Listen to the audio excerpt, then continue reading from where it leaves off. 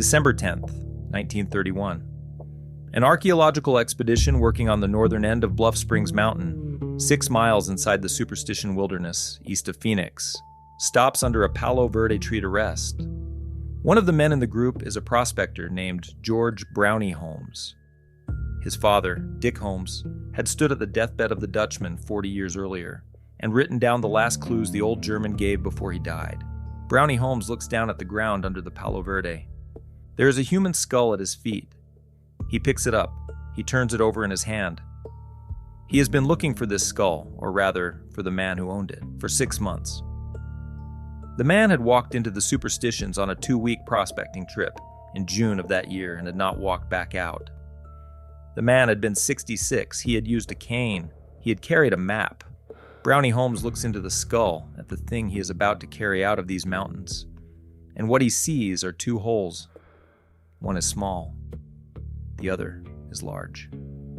Later in Phoenix, the skull will be examined by Dr. Alish Hrdlicka, a well-respected anthropologist at the Smithsonian. Dr. Hrdlicka will match the dental records. He will also match the photographs. And he will state, in writing on the record, that the 2 holes in the skull are consistent with a shotgun or high-powered rifle fired at almost point-blank range. The small hole is the entry. The large hole is the exit. The bullet has gone through the head of a 66-year-old man with a cane. A month later, in January of 1932, the rest of the man's body will be found. The remains will be scattered by scavengers. They will be approximately 3/4 of a mile from where the skull was found. The man's personal effects will be recovered alongside him: his checkbook, his pistol, his cane, his pack. The pistol will be fully loaded, every round still in it. This is not a story about a gold mine. This is a documented account of 120 years of what happens to people who come into the Superstition Mountains, believing that the thing at the end of the trail is theirs. A prospector's skull with 2 bullet holes in it and a pistol with no rounds spent. A note in a bottle that reads, "Have found the lost Dutchman." A helicopter pilot who drops a 62-year-old photographer into the backcountry in 1947 agrees to come back for him in 9 days, comes back, and finds a headless body. Another prospector whose skull, and only his skull, is found 2 years after he walked into the wilderness. A man named Gassler, who was about to tell a historian he had found the mine, and who is dead the next day. 30 confirmed deaths, by most counts. Many more not confirmed. The Apache, who lived here before Arizona was Arizona, call these mountains by different names in different bands of their language. But what they mean by all of the names is the same thing. A place of the thunder god. A place where what is underneath belongs to what is underneath. And what tries to take it out does not come back. The German's name was Jacob Waltz. He is the Dutchman. He died in Phoenix in October of 1891. The Superstition Wilderness is 160,000 acres of vertical rock and thin cactus set down directly east of the Phoenix metropolitan area. On a clear day from the freeway, you can see the range from 50 miles off. From up close, from the trailheads at Peralta Canyon and First Water and Dutchman Trail, the range looks like a landscape that was drawn by somebody who was angry. Sheer cliffs, narrow canyons with water-carved slots, cottonwoods in the washes, and almost nothing else. Saguaro the size of telephone poles on the slopes. Heat that kills people in June and July every year that doesn't have to try very hard. At the center of the range is Weaver's Needle, a vertical spire of volcanic rock rising almost 300 feet above the ridgeline. It is the single most recognizable landmark in the Superstitions, and every single credible version of every single credible lost mine map ever produced for this country points, in some way, at it. You can see Weaver's Needle to the south from above my mine. Jacob Waltz is said to have told Julia Thomas on his deathbed. Hundreds of searchers since 1891 have gone looking for the place that Weaver's Needle points to, and most of them have come back empty-handed, and some of them have not come back. The geological problem sits on top of everything. The Superstitions are volcanic. Gold in the American West is usually found in quartz vein deposits. And quartz veins are usually found in country that is not volcanic, granite batholiths, and the metamorphic aureoles around them. The U.S. Geological Survey has been over this range, so have generations of university geologists. The consensus is not ambiguous. The superstitions do not contain the kind of deposit that produces a rich vein of gold. And yet, there is gold in the superstitions. It has been coming out of these mountains, in small amounts and occasionally in large ones, for 200 years.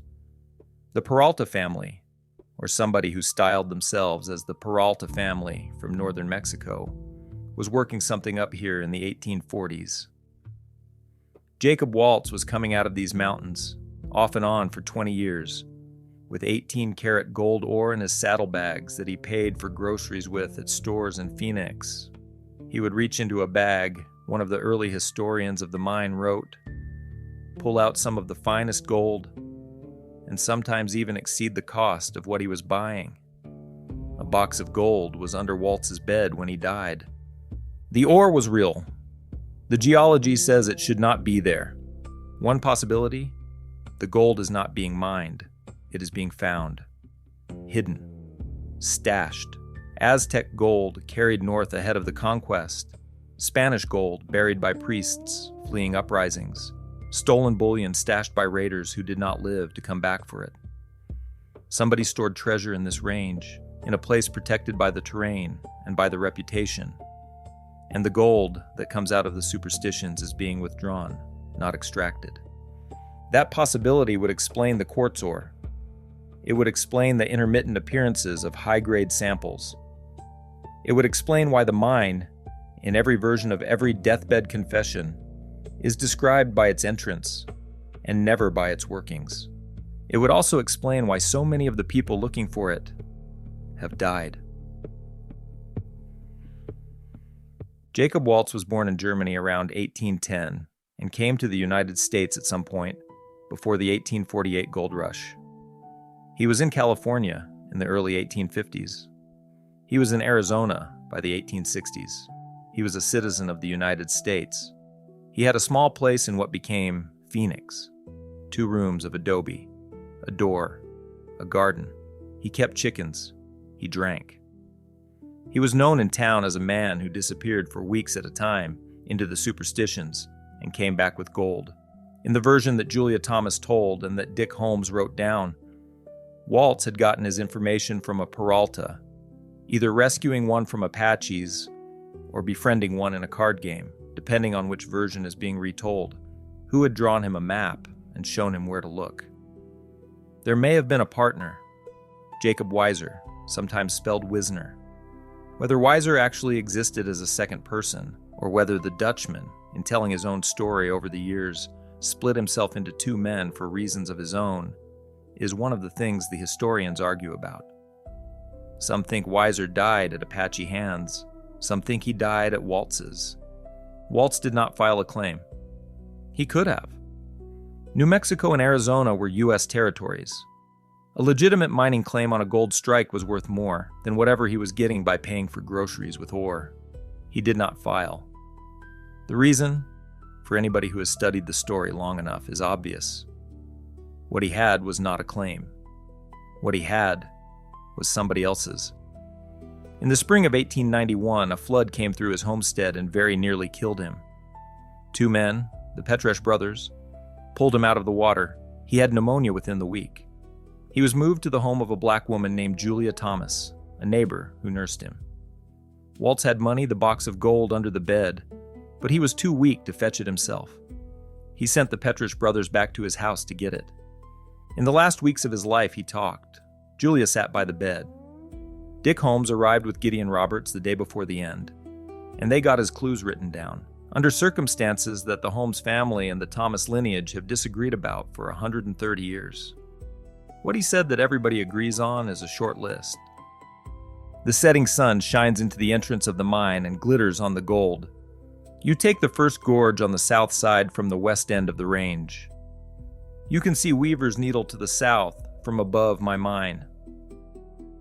He died on October 25, 1891. He was 81 years old.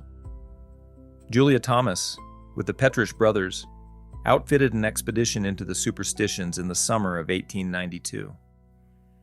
They found nothing. She sank every dollar she had into the trip. She returned broke. She took what few maps and what few scraps of Waltz's description she had, and she sold them for spending money to anybody who would come by her rooming house in Phoenix. Over the next 30 years, the Julia Thomas clue set fanned out into the hands of hundreds of treasure hunters, each one convinced that his set of clues was the authentic one, and that all the other sets were forgeries. The resulting flood of maps is why, a century later, historians can say with some confidence that almost none of them are real. In June of 1931, a 66-year-old veterinarian from Washington, D.C., stepped off a train in Arizona with a cane, a pistol, a set of antique maps he had received from his son, and the absolute conviction that he had the real information. His name was Adolph Ruth. Ruth was not a well man. He had fallen in 1919 while searching for another lost mine, the Lost Pegleg in California, and had shattered his hip. The bones had been pinned back together. He walked with the cane. He was 66. He was a man who had spent the summers of his life going into the worst country the American West offered, and looking for things that, by any reasonable standard, he should not have been looking for. The maps had come to him through his son, Irwin, a lawyer who had done legal work in the early 1910s for a man named Pedro Gonzalez, who claimed Peralta descent and who had, in return for the help, given Irwin antique documents from the family's Mexican period. Adolph had spent 12 years reading those maps. He believed he had cracked them. He believed the Peralta mine and the Lost Dutchman mine were the same mine. He believed he knew where it was. He went to the Quarter Circle U Ranch, south of the Superstitions, and arranged for 2 cowboys there to pack him in to a place called Willow Spring. The ranch's owner, Tex Barkley, tried to talk him out of it. Ruth went anyway. It was 100 degrees. It was June. The cowboys dropped him at Willow Spring with his gear and his cane and his pistol, and they left him. 2 weeks went by. He did not come out. Search parties went in. They found his camp. They did not find him. Summer ended. The August monsoons came and went. The searches tapered off.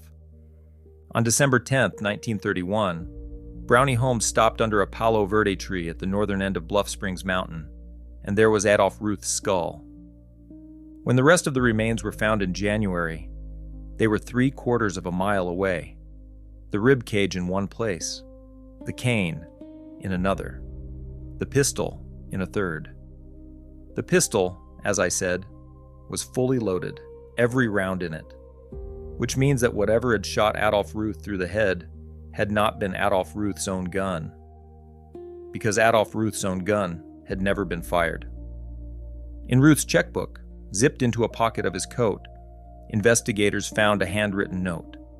It said, "Veni, vidi, vici. I came. I saw. I conquered." Someone in the wash far downstream later found a bottle with another note in it, signed by Ruth. "I'm sitting under a tree in a creek with leg broke. I've got to have help quick. Finder of this note, please give it to Howard Peterson."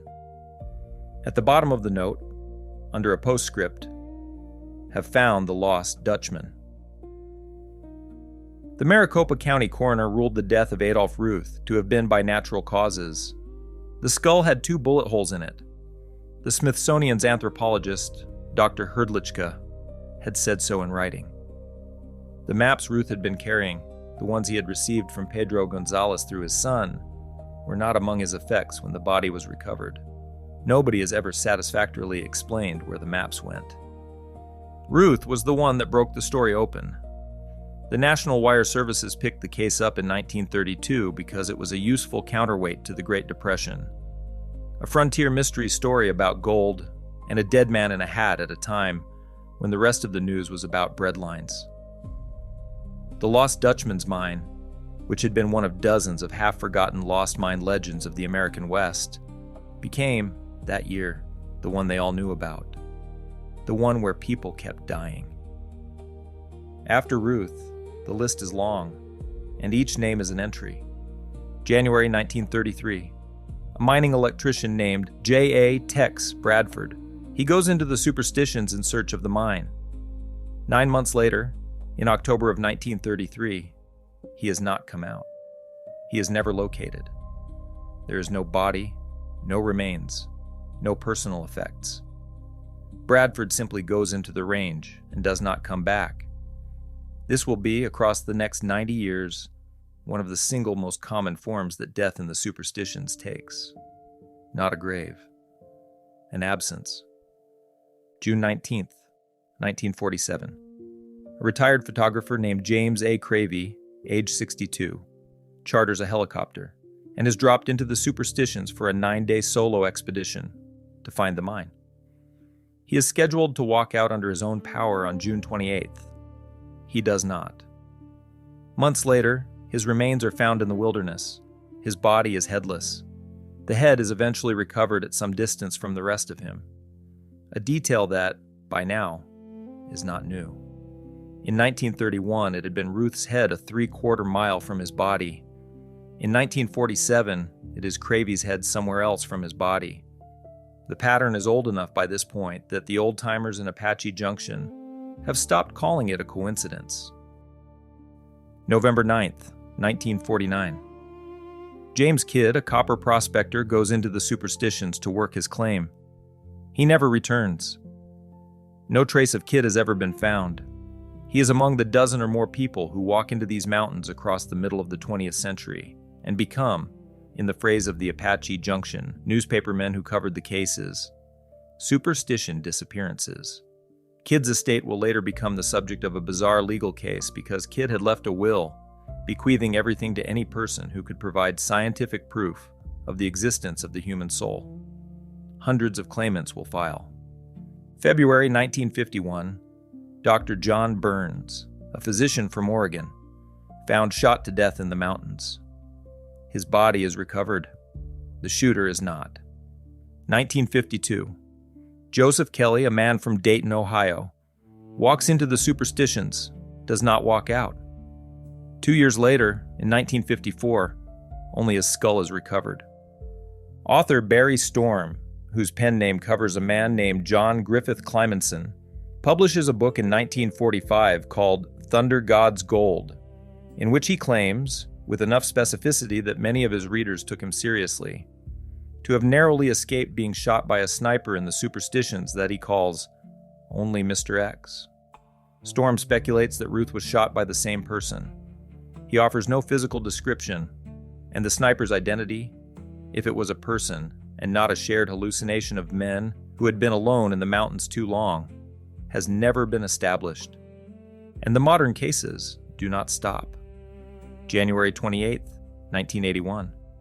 Suzanne Rossetti of Tempe, Arizona, is kidnapped by 2 men, Jess James Gillies and Michael Logan, and taken to a place called Fish Creek Hill inside the Superstition wilderness, where she is pushed off a 40-foot cliff. She survives the fall. She begs to be left alone, to die in peace. Her killers climb down to her and stone her to death where she lies. Gillies is eventually executed in 1999. Logan receives life. The Superstition wilderness is where they brought her because the Superstition wilderness is where you take somebody in 1981 in the Phoenix area if you want nobody to see you do what you are going to do. May 4th, 1984. A ranch hand named Don Shade finds the body of Walt Gassler, a lifelong Lost Dutchman hunter, in the Superstitions. The autopsy gives heart attack. In Gassler's backpack is high-grade gold ore. The assay, run by an independent lab and later compared to samples from the Waltz era that had survived in museum collections, comes back as consistent with Waltz's ore. Identical, some sources say, to the ore the Dutchman had been pulling from this range in the 1880s. The day before Walt Gassler died, he had told a historian named Tom Collenborn, a partner of Arizona Attorney General Bob Corbin, that he had found the mine. He had been about to tell Collenborn where. He was intercepted the next day. And what the follow-up investigation revealed is worth sitting with. In the sheriff's report on Gassler's death, a brown backpack was listed among his effects on the scene. The backpack was supposed to be released to Gassler's son, a man named Roland. Roland Gassler never received the backpack. Don Shade, the ranch hand who had found the body, reported that he had seen a stranger in the area near the body. The description of the stranger, it turned out, matched an imposter who had earlier approached Tom Collenborn, claiming to be Roland Gassler and asking for the old man's maps. The backpack, the ore, the maps, and the location have not been recovered. Walt Gassler died of natural causes, per the coroner. That is what the paperwork says. The 21st century has continued the ledger. A man named Jesse Capen vanishes in 2009 on his third solo attempt to find the mine. His remains, wedged in an impossibly narrow crevice, 30 feet off the ground in a canyon wall, are recovered 3 years later. The cause of death is officially unknown. A trio of hikers, 2 fathers and a son, vanish in 2010. Only some of their remains are recovered over the subsequent years. The total count, in the most authoritative tallies the Apache Junction Historical Society keeps, is now more than 30 confirmed deaths in the Superstitions, in pursuit of the mine. It is likely higher. Many of the disappearances before 1940 were not formally investigated. Many of the bodies that went missing into the range have never been recovered to be counted.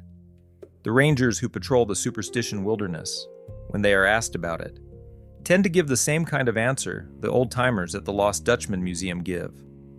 The mountains are dangerous. The heat is real. The cliffs are vertical. The terrain is not marked. People underestimate what they are walking into, and they do not always walk back. This is true. It is also not the entire story, because the people who die in the Superstitions die in particular patterns. They die alone. They die of 2 bullet holes in the head with a loaded pistol on their belt. They die headless and a quarter mile from the rest of themselves. They die the day after they tell somebody they have found the mine. They die with the map on them, and the map is gone by the time the body is found. The Apache, who have been on this land longer than any American coroner has been filling out paperwork, have a clearer account. There is a thing underneath these mountains that does not want what is underneath to come out. The Peraltas tried. They were ambushed at the massacre grounds in 1848, and their expedition, carrying a year's worth of ore, was wiped out to the last man, but one. Waltz got some of it out. Waltz buried the rest before he died, and the rest of it is still here, and so is whatever guarded it against the Peraltas. And so is whatever guarded it against Ruth. And so is whatever guarded it against Gassler. There is an Apache name, one of several, for what does the guarding. It is sometimes translated as Thunder God. It is sometimes translated as other things. I am not in a position to tell you that what kills people in the Superstitions is the Thunder God. I am in a position to tell you that the pistol in Adolph Ruth's hand had not been fired, and that he did not shoot himself through the head from a distance of 6 inches with a weapon he was not holding, and that whatever shot him took his map and left the cane. That the Maricopa County Sheriff's Office files on the Ruth case were destroyed in 2008, after having been sealed by court order for 50 years. That the families of the dead keep requesting access to records that do not exist anymore. The mine, if it is there, is somewhere within sight of Weaver's Needle, facing west, up the first gorge on the south side from the west end of the range. That is what the Dutchman said. Julia Thomas, the Petrish brothers, Dick Holmes, Brownie Holmes, Adolph Ruth, Walt Gassler, and 30-odd other people have gone looking on that description. Of those named, only Julia Thomas came back from the looking. The range is still there. Its borders have been drawn into a federal wilderness area now. Helicopters cannot land. Mining claims cannot be filed. If any of the gold were recovered today, it would belong to the government. This has not stopped the hunters. The Dutch Hunter Rendezvous meets every October in Apache Junction. Men in their 60s and 70s, and a few younger ones, gather to trade maps and stories. In the Apache Junction Cemetery, Jacob Waltz's grave still stands.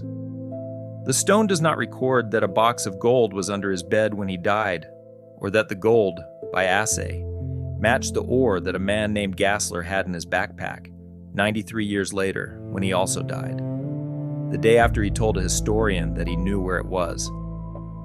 The setting sun still shines west, the way it always did. The needle still stands south. The range keeps the rest. The mine is still up there. The story does not close. That was The Death Trail of the Superstitions, written and performed by the author. Me, James Cawley. There's something that stays with you after a story like this, and it isn't the gold, or the deaths, or even the 30 names on the list. It's the keeping. The idea that whatever is up there in those vertical cliffs didn't kill Adolph Ruth because he got too close to the gold. Didn't kill Walt Gassler because the ore in his pack was worth protecting. Didn't kill Jesse Capen because he was alone. It kept.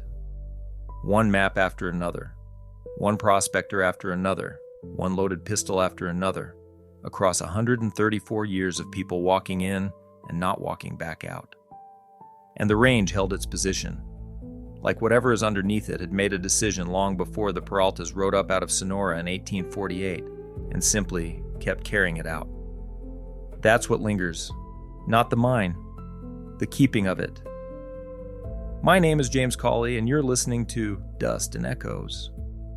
If you like stories like this, stories that sit at the edge of what the record can account for, that refuse to resolve into clean explanations, that leave you with more questions than answers, and somehow feel more honest for it, then you're in the right place.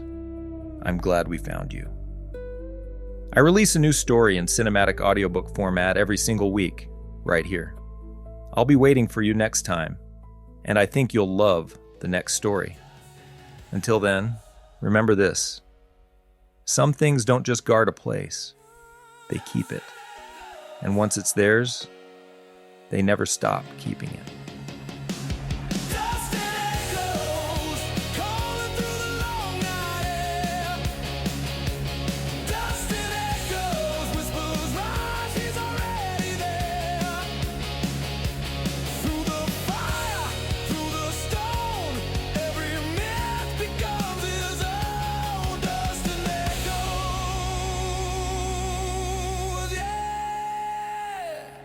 Just an echo.